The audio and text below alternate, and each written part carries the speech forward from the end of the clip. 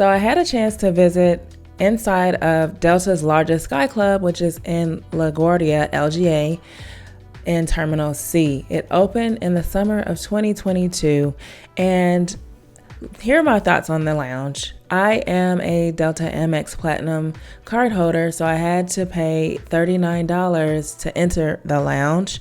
If you want to know more about how you can enter Delta Sky Clubs, check out the link to a video in this description, as well as in the right-hand corner of this video on how to access Delta Sky Clubs. It's a beautiful lounge. It's so much space. Every corner that I turn, where you can have a seat, where you can find food, where you can work and kind of not be on top of each other versus sitting at the gate. Now, my thoughts on the food, as someone that has visited one of the better lounges in the Atlanta airport, which is in the International Terminal F, I was kind of underwhelmed by the food in the LaGuardia Sky Club. I don't know if it was just due to the time or what. I had an early morning flight and there weren't many options. I was surprised to see like just pork only for an option. I don't eat pork.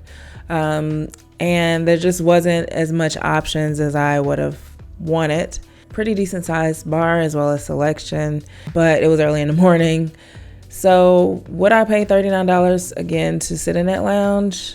Only reason I would pay to get in this lounge again is if I really needed the space. As you know, you have a max of 3 hours. If you didn't know, that's why you need to watch this next video on how to access sky clubs.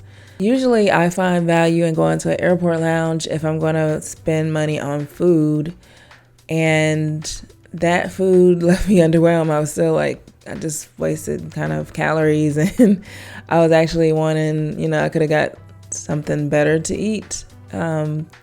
So when I'm paying for the lounge, I kind of weigh in, am I going to buy a lot of food and drinks at the airport? If so, then I will look into going into a lounge. And in this case, for me, I would not be going for the food. I would literally be going for the space, kind of just being able to relax and not being on top of someone at the gate and being able to charge my devices and things like that. So that's my take on it.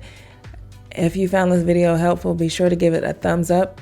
My name is Kim. I'm the creator of WorkHardTravelWell.com. If you're new here, be sure to subscribe.